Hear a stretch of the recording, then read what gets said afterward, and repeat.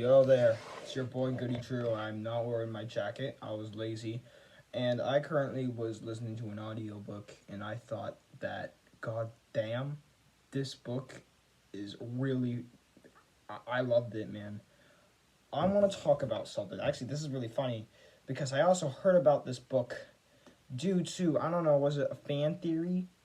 Now, first of all, before I mention the book and what it is, because this is a really amazing book, um, I want to talk about another story that is said to have been inspired by this book.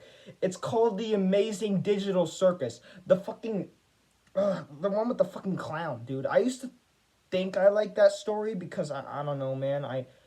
Because I had friends that were into it, so I wanted to get into that. But I was like, you know what? It's not really my jam, to be honest. I'm not really into that kind of shit. And the reason I'm bringing this up first is because I want to see if you guys can see the resemblance between these two stories. Because people say that Amazing Digital Circus is dark, and you know what? I guess it is, but like, whoo boy, howdy! Get ready for this, Uzi, I guess.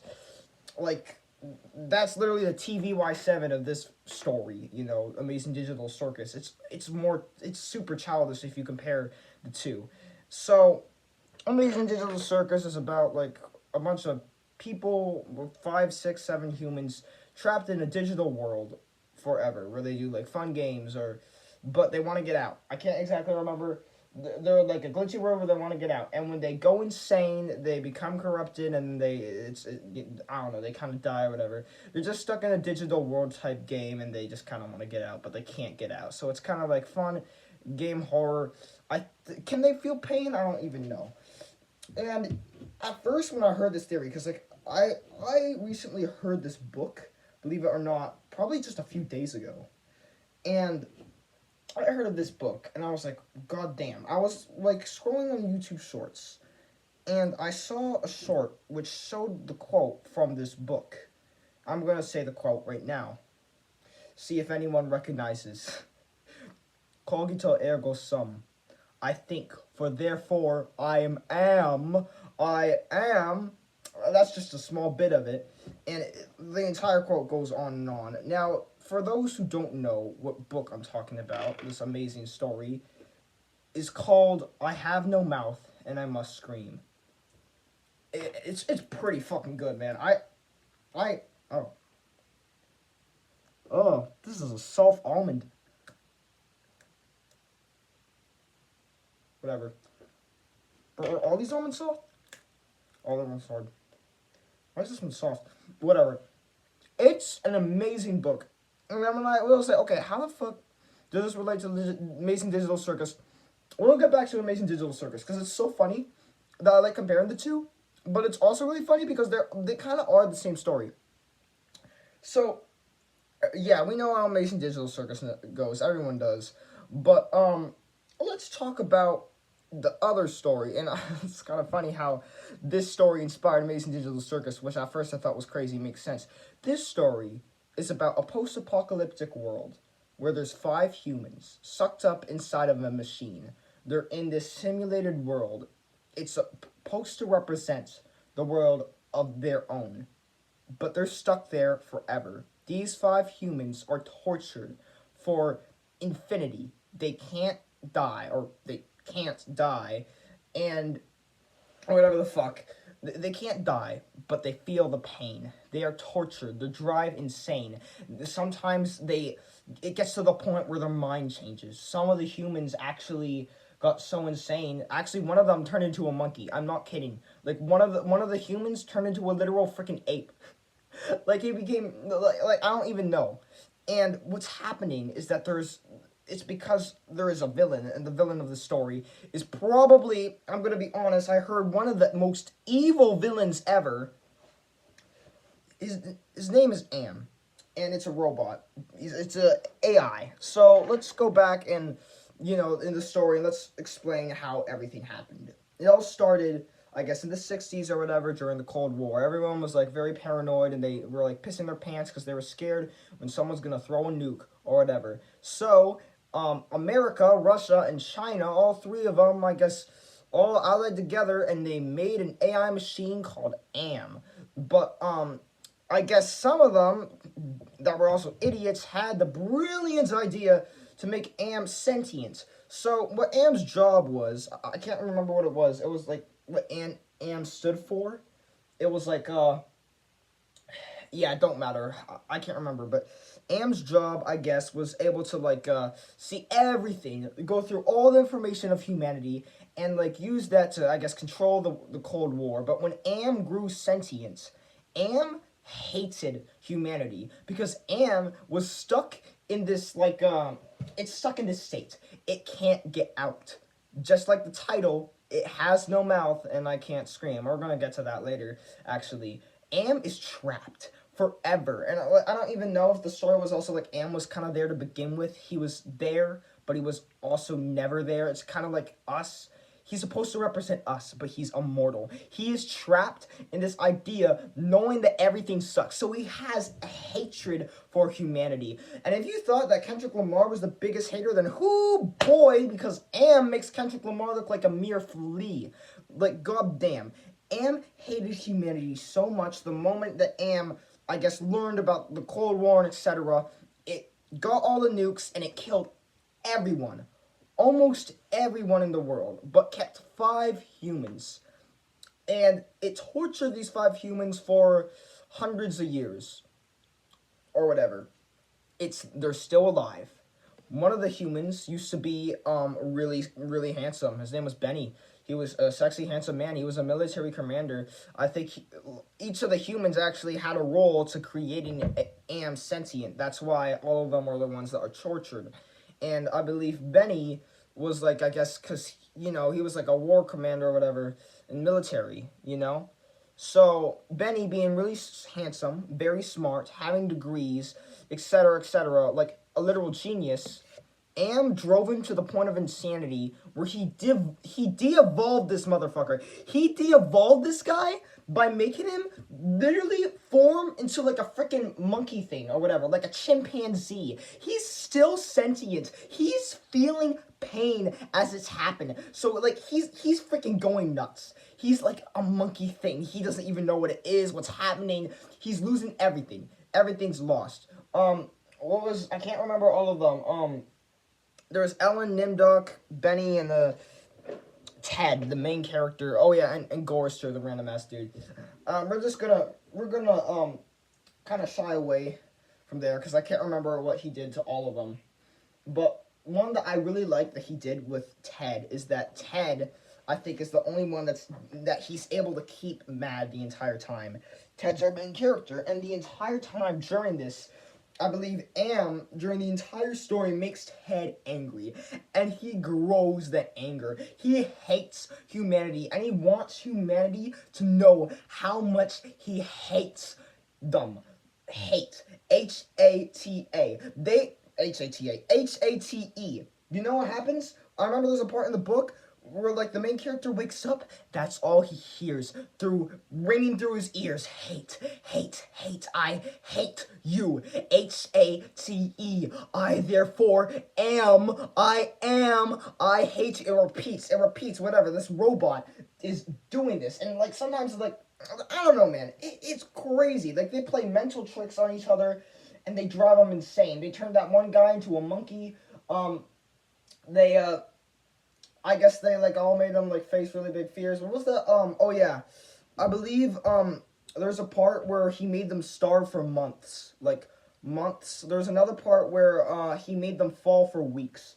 They were falling and they felt the pain the entire time. They were conscious and they were also starved. I believe they also had like millions of diseases. So they had like every single disease that you could think of. And they felt every little bit of it. And he didn't let them stop there. I believe there's even an adaptation of it. And within the adaptation, I guess it goes deeper. Ellen, one of the, I guess, characters, what was it? She had like a fear of like like enclosed spaces, like an elevator, because she got raped by a yellow man in the elevator.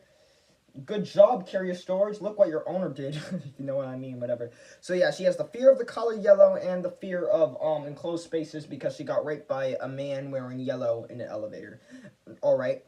So what Am did in the video game is he basically brought her stuck in a loop, which replayed the same thing in a room, look exactly like the elevator. Sometimes I think there would be a shadow of the man, and I believe there's even times where I think, what was it, Am would like rape her himself or whatever. He'd use her for pleasure or whatever. I should have probably give a warning at the start of this video, because this shit's dark, you know what I mean?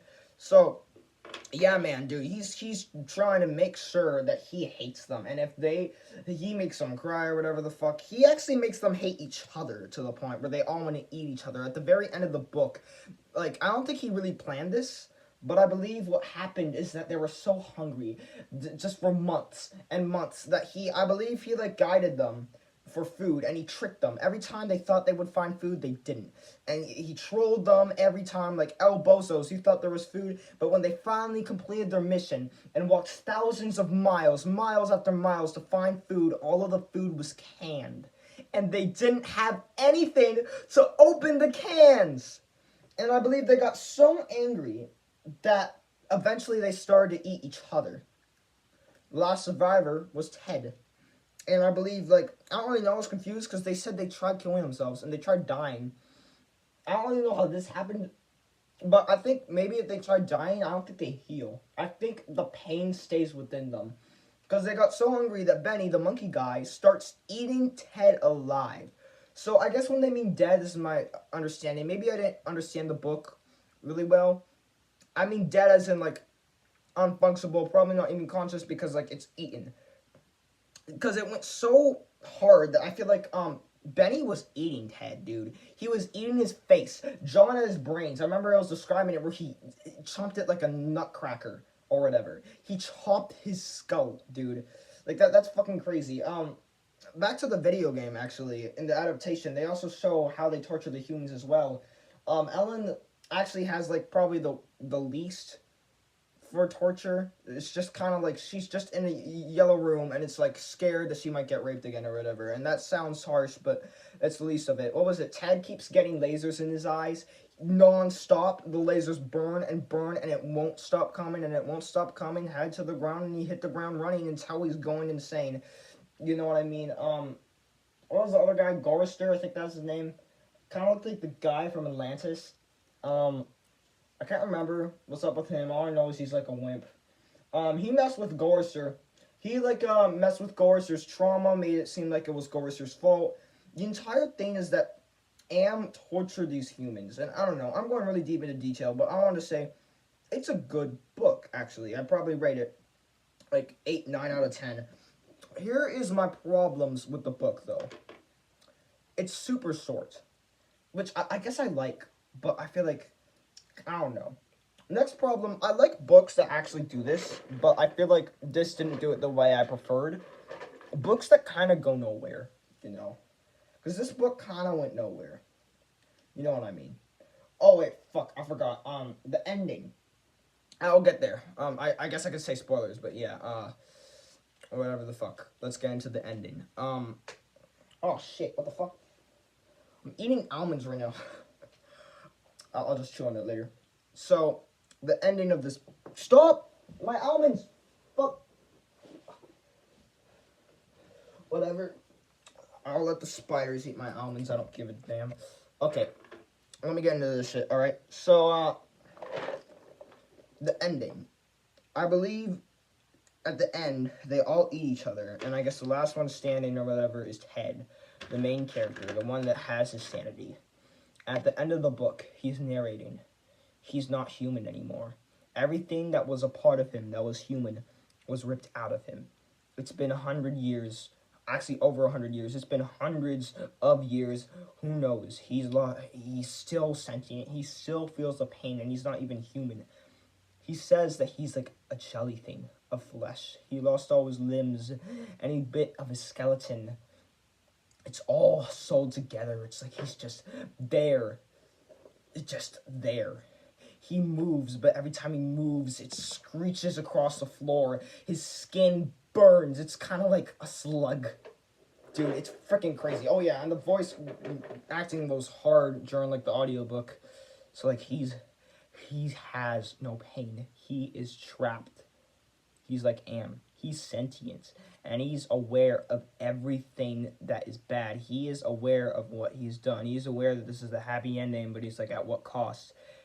He is aware of it, and at the end, all of it is hatred towards the one that gave him all this sentience, that never let him die. Now, what I really like about this ending is that it's poetic because it's the exact same thing that I guess these humans did with It's explained in the book that these humans are, like, each of them had a part in creating especially in making him sentient. I think that's, that's what they say. I think that Ted figures it out. He's like, he gets a theory from that. He's like, that's the reason why has been torturing us all these years, because we were the one that brought him into this world, and he's not getting out of it unless if we get something out of it too. And if we get out of it, he's gonna get more humans because he wants us to know how much he hates us. He is the king of haters, the king of haters, bro. You think Kendrick's a big hater? You know what? If Kendrick was on Drake's level, Kendrick would have kidnapped Drake's family, freaking tortured them. Because at least Kendrick, all he did was send threats. If Am was on Kendrick's level, he would just send threats. He didn't do that, bro. He kept them alive. He made sure they suffered the entire time. He made them starve. Experience almost every freaking disease you can experience. Experience, like, so many feelings. It's freaking crazy, dude. Like, I don't think I've seen anyone go through this much pain since JoJo's Bizarre Adventure. Sorry, spoiler alert for those on Part 5. JoJo's Bizarre Adventure, Part 5, the part where Diavolo goes into an infinite death loop. I don't think I've seen that. Like, he dies infinitely, but he dies infinitely. And when the pain happens, it ends. These motherfuckers, I mean, it doesn't go for infinite, but the pain doesn't stop coming, bro. It's infinite. The pain is infinite, and I think that's the difference. Like, you know what? I feel like in this book, they kind of got the good ending in a way, because at least all the other humans are spared. Only is Ted. I don't know. That's how Ted wrote it. And another thing I like is, you know how I said, like, because the title of the book is, like, I have no mouth and I must scream, and I said the same thing with the villain, the AI. He has no mouth and he must scream. Funny thing, the same thing goes to our main character, Ted. When the book is almost finished and Ted's narrating, he's a jelly thing. It's like his limbs are all mushed up. He can't see. It's all covered. It's all sewn. It's just a flesh, a meat, and he feels everything. Every socket, his eye sockets are closed. He can breathe, but he can't. It's closed. Everything's closed. Just like what he's saying, because he's so angry. I have no mouth, and I must scream. What a good way to end the book. I give this like a 8, 9 out of 10. Maybe 8.5. The reason I give it kind of a low rating is because, again, the book was really short, and as good as the book is, I feel like they could add more into the story, and I'm kind of disappointed, because I enjoyed it for as much as they started. I keep looking down because I keep dropping my almonds. I really enjoyed this book, but I feel like they could have added more onto it, and I feel like, I don't know, maybe there was, and I just missed out. Now, for the second part of this video, I'm going to get into the Amazing Digital Circus, alright? Guys, this is really dark. We never seen something like this before. It's like kid shows, but really dark. I don't know, man. I guess this is a topic for another day, but like, I feel like there's a mindset where people, especially kids my age, sorry, no offense, I'm definitely one of them, where I feel like they think that they are really into dark stuff, and they think no other kid is even compared to how much they're into dark stuff. You guys don't get it. I'm super into dark shit. And it's funny, because I seem like the type of kid to be like that, because look at me with my whole ass emo haircut, you know what I mean? But I feel like so many kids are like that. It's hard for me to say kids, because I am one of them, actually. I'm saying that this is dark, and for all I know, there could be always something darker. It's just, I don't like comparing myself to them, and heck, if others do, I don't really mind, because this is just my opinion.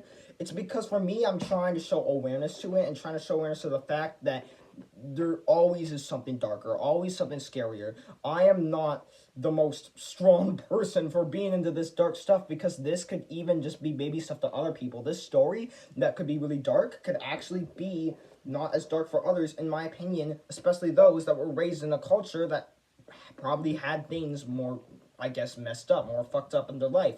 That's how I like seeing it. Back to this other thing, where I feel like people that like think that they're superior because that they're into dark shit. Because they watch, I don't know, freaking creepypastas of like freaking My Little Pony getting cut up in pieces or whatever the fuck. Like, you know what I mean? I don't know, man. Like, I feel like that's the thing. And like, I remember I have a specific memory of a kid in grade 2. His name was like Sammy or whatever the fuck. And like when I met him, he told me we were watching like we shouldn't have watched this, but whatever. It was like Minecraft Illumination, villager news, whatever the fuck. And I guess there was like part where this one of the villagers was like drilling a hole in his dad, and there was blood coming up everywhere. And like Sam was like, "You guys shouldn't watch that," but me, it's okay because I'm into that shit. I know really dark stuff. You guys don't get it. You guys don't get it. And like back then, I thought, wow, he must be really, really edgy, really cool. And now I'm thinking, like, what the fuck? And there's always gonna be like that. Like every year, there's always gonna be someone like that. I feel like sometimes I'm that person like that, but I'm trying to like harsh it down because I feel like if you really know what dark is, you know that dark isn't dark. I feel like for people that know when something's dark, they don't see the dark as dark. They see the dark as reality. That's what I like thinking. I like thinking of it as realistic, not pessimistic. There's a difference. I feel like psychological stories are pessimistic, but horror survival stories are realistic because of, you know, I guess the shit. What makes things scary isn't, in my opinion, the infinite idea of what could happen that probably won't, but what's probably going to happen anyway, or what will, or the fact that we know this is a weakness of ours, something that we can relate to. When something is real, when there is something that's scary, but we relate to it, I think that's what makes it scary, and that's why I think there's a difference between being pessimistic and realistic. When something is dark, especially a story, I don't think it's pessimism, I think it's realism. That's my opinion. Pessimism is exaggerated. Realism is just there. And I think that's what makes things really scary.